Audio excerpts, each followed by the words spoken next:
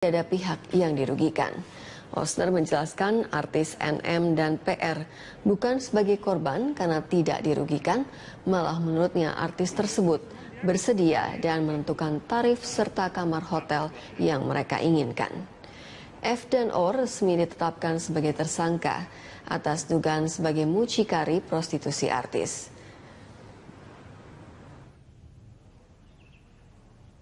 Ada alat bukti lainnya yang di Undang Perdagangan Orang, termasuk dokumen elektronik itu. Tapi harus penegak hukum, sekali lagi dicatatkan ya, bagi siapapun. Yang merekam itu harus penegak hukumnya. Nah, boleh itu. Dan ketika itu ada rekamannya, boleh soal alat bukti. Ya, memperdagangkan orang, termasuk dari Robi kan semua memperdagangkan orang. Ya, tapi kalau orang dagang, ya jualan begituan, nggak mengatur. Oke. Kalau kena tuh di kampung saya di Sari Black, di Doli, di Kota Mangga Besar, berapa yang kan banyak. Sari hitam jadi Sari Black. Kang Asep tahu banget ya titik-titiknya ya. Ya karena saya tinggal di situ. Oh iya, oke, baik. Nah tapi Kang, sejauh ini yang dilakukan polisi dari pendalaman itu sesuai prosedur? Saya kira secara hukum sekali lagi betul, kalau yang dia dagang ya, selama tidak ada pengaduan dari suami atau istri yang melakukan hubungan seksual sama dia, atau dalam tadi bahasa hukumnya jinah atau cabul, ya nggak bisa. Berarti statusnya NM dan PR tetap menjadi korban? Nah, istilah korban hati-hati. Korban itu di Undang-Undang Perdagangan Orang pasal 1/4, orang karena korban perdagangan. Enggak, itu hati-hati. Korban itu karena psikis ya, itu kena dicabut haknya begitu ya? Ya, perdagangan itu dia bukan korban, dia pemain, cuman tidak kena undang-undang. Pemain ini masuknya apa Gini, gitu kan? Yang tadi di Sari Black, yang di Mangga Besar, yang di Doli kan jualan. Tapi itu tidak menganu, tidak bisa dihukum. Oke. Kecuali, sekali lagi, dia tuh di bawah umur. Pelakunya orang dewasa, bisa kena. Ini kan sudah dewasa. Atau di taman-taman. Ya, kan banyak perda. Biasanya kena perda yang suka istilahnya sidang tipiring, sidang pidana ringan. Jadi malam-malam digerebek, besok disidangin. Sidangnya tipiring. Kenanya kena perda, karena undang-undangnya nggak ada. Baik, nah jadi kita faktanya dulu beberapa kejadian. Oke, kita lihat gimana berangkatnya polisi ya. Sudah ada Brigjen Pol Agus Rianto juga, Karopenmas Mabes Polri. Selamat malam Pak Agus. Selamat malam Mbak, Assalamualaikum warahmatullahi wabarakatuh. Berangkat dari pendalaman kasus mucikari RA ini ya, apakah memang NM dan PR ini menjadi target atau F dan O yang sebenarnya menjadi target? Sehingga NM dan PR ini hanya sebagai impact saja dari pengejaran terhadap F dan O. Bahwa proses penanganan perkara yang dilakukan oleh Polri ya, dilakukan berdasarkan dari berbagai faktor yang kita miliki.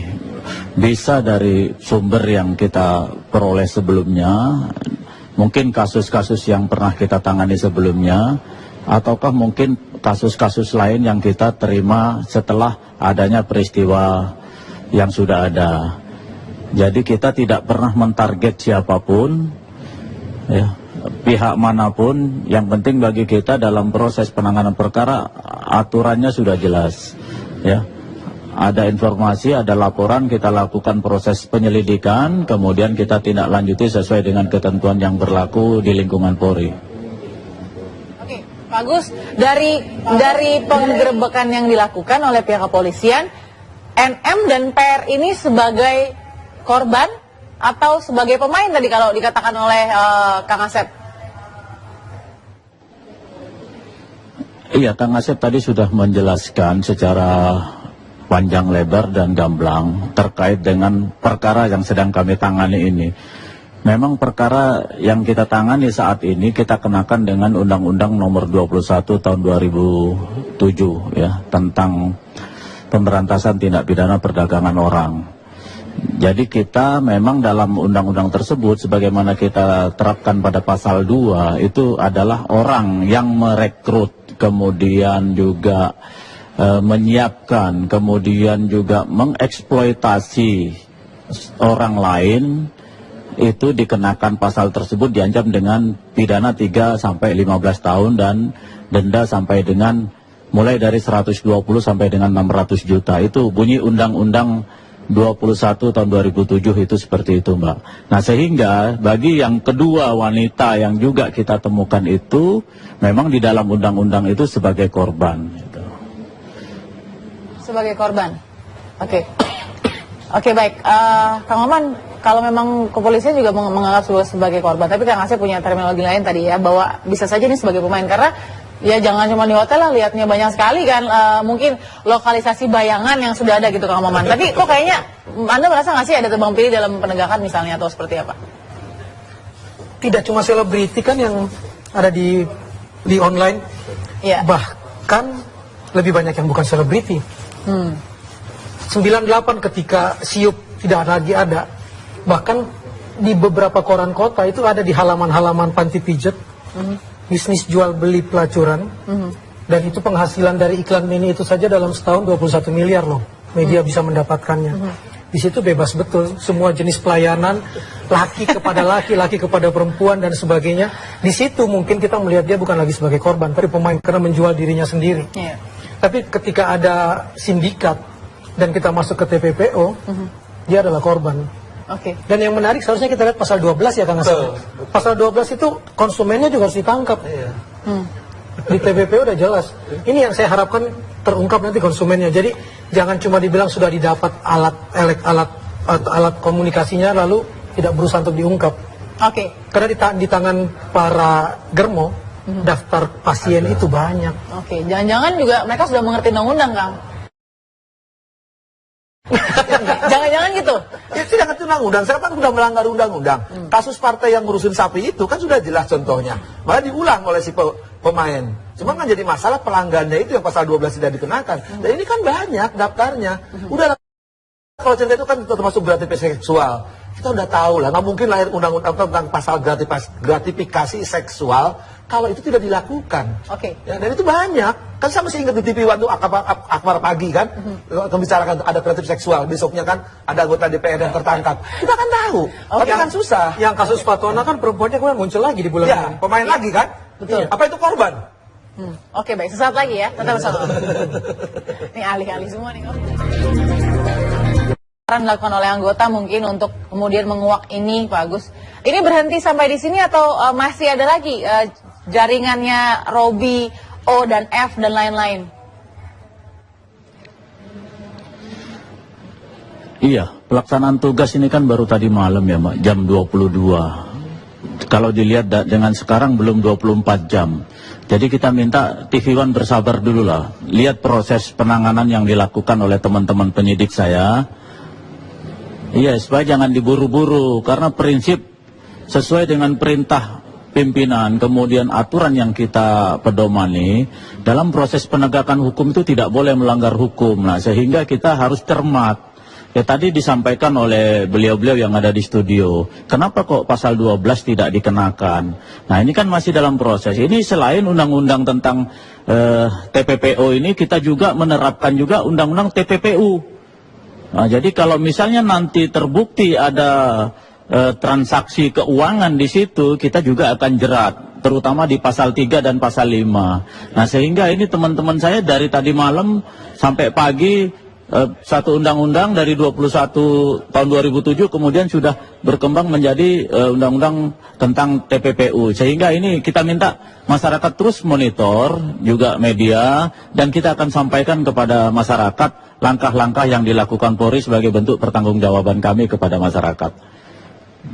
Oke, Pak, kalau bisa dielaborasi, berarti ini Robi punya memang jaringan yang entah memang dalam arti sengaja atau iseng-iseng, tapi sudah ada jaringan itu terlihat begitu Pak Agus ya?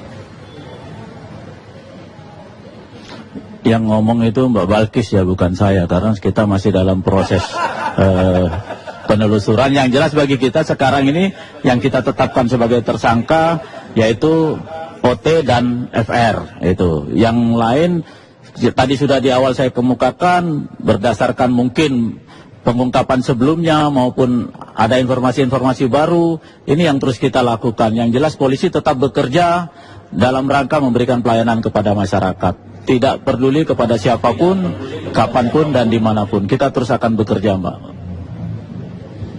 Saya mulai mengerti mungkin Pak Agus Rianto dan anak-anak buahnya sekarang sedang dalam penyamaran ya. Jadi kita juga coba untuk memberikan dukungan ya Pak. Karena mengerti sekali itu tidak mudah. Nah, ada yang bertanya kamu dari Kang Asep dan Kang Maman ke Pak Agus, silakan. Pak Agus betul, saya setuju kalau TV One boleh bersabar, tapi Pirsawan sama Iwan Iriawan nggak sabar karena pengen tahu kan Nah, ada kejadian-kejadian dulu juga yang jangan sampai misalkan diulang lagi, tapi nggak ada lagi ujungnya. Ketika ada perkara besar, nongol perkara yang pecek-kecek beginian gitu, yang ya masyarakat sudah tahu lah Pak, istilahnya banyak melaknat tapi banyak menikmat gitu kan. Nah jangan sampai ini jadi laknat bagi semua, kita pengen lihat gitu Pak. Nah cepat, jangan tadi syukur-syukur saya akan salut kepada Pak Kapolri, kalau sampai dari mulai pencucian uang, pencucian lubang, pencucian pedang semua dibuka ruangnya, saya pikir kita rakyat akan tahu Pak, dan saya kira rakyat sudah tahu, cuman ya kita perlu tahu juga lah gitu. Jadi bukan saya Pak Agus ya, ini dari Kang Asep juga nih yang menanyakan ke Pak Agus. Silakan Pak. Iya, terima kasih Kang Asep. Ini salah satu pengawas kita, ya. Kang Asep satu, Kang Maman dan Kang Asep, Kang Maman lainnya. Kita siap untuk menerima masukan, menerima koreksi, tapi tolong juga gitu kan, berilah kami kesempatan, ya.